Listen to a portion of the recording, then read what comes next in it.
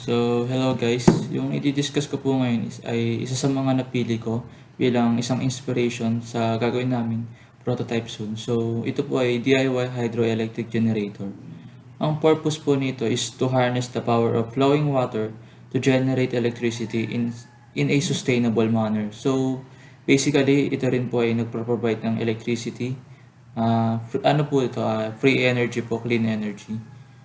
So, ang DIY hydroelectric generator din po is nagpo-promote ng renewable energy and binabawasan din po niya yung carbon emissions and also improve energy access and foster economic development po. So,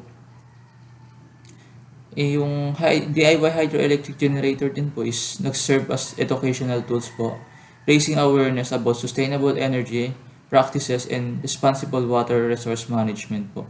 So, by promoting self-sufficiency, resilience, and environmental stewardship, this DIY system po contribute to a greener and more sustainable future na which is nag-a-align po to sa Sustainable Development Goal number 7 po.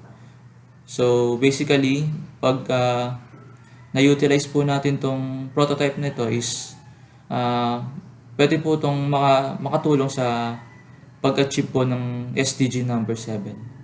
And mapapanood nyo po itong video na to sa ipro-provide kong link. Yun lamang po. Thank you.